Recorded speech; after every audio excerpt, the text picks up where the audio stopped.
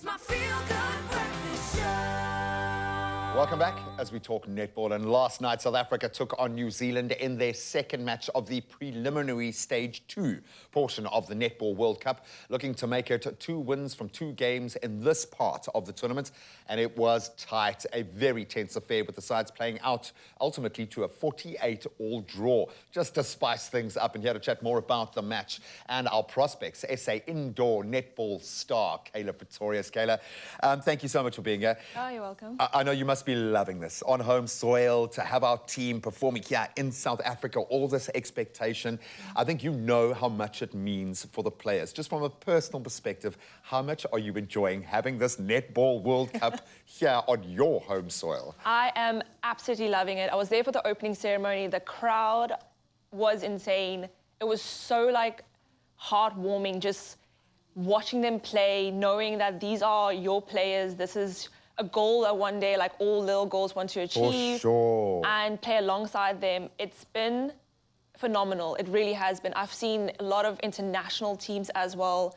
Got a lot of fangirl moments for England side, Australia, New Zealand, Jamaica. The superstars are here. They're here, so I never thought I would have a fangirl moment with most of them. I was like, no, I'm professional, it's fine. And then you see them, I could hardly speak, and I was... Welcome to my world. It happens every single day, but that's because we do love it. We feel it when they're out there. And I would imagine for the ladies, this is probably their toughest challenge in their careers because of the expectation. Yes. And of course, our pool ain't easy, okay? Not by a stretch. So let's talk about New Zealand.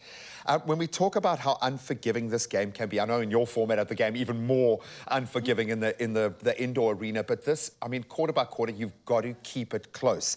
That opening quarter, keeping that 1-goal gap, how vital was that for us to stay in the game against a team like New Zealand? It was very vital. On our previous game we played against New Zealand, we had a massive loss. I think we lost with 20 goals or something. So that first quarter, it was showing them what we've been training, the fight. We were adapting to what they might have learned as well. For sure. So if we had lost a centre pass, we regained it back. So it was, like I said, the fight that was being brought through. Yeah, it's very vital to keep that. And especially now, because it kind of is all hinging on what we do, and we're going to need a dominant display later today. And I like the fact that we saw in that third quarter where we normally seem to dip off or trail off, and I think New Zealand sides in any sporting format seem to gain strength in those final kind of stages of the match. But that third quarter is normally where we drop the ball, and this seemed like where the fight really kicked in, that fortitude. It feels like to me that's when you really need the fight to kick in. If we need that kind of spirit, this is when you want that switch to be flicked. So in the third quarter, I've heard many coaches say that's where you win or lose the game. Yeah. So the first and second, it is a constant, you're finding your defense, you're learning your attack, you're kind of trying to outskill them and so on. And in the third quarter, she had switched just before the second quarter, she had switched the shooters. So brand new, I want to say brand new, but to New Zealand, these are brand new shooters.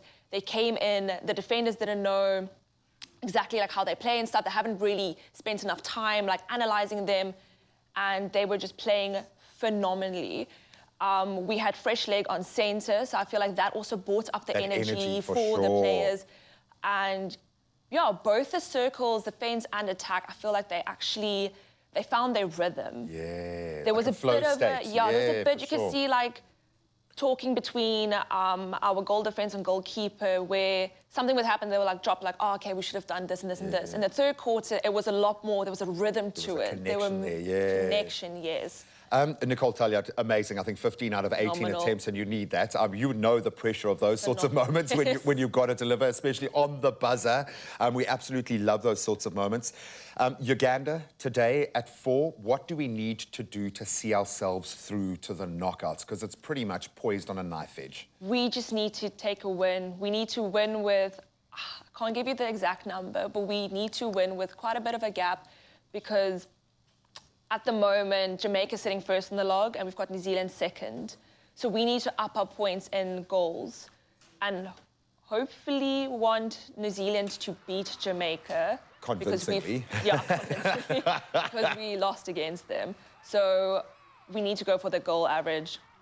It's got to happen. Our ladies, well, they showed the kind of fight, the kind of fortitude that's necessary in these kind of moments. And I love the fact that, yes, this is years of building up to these moments. It's training, it's development angles, but it also rests on the moment. And that's something that any team can step up and grasp.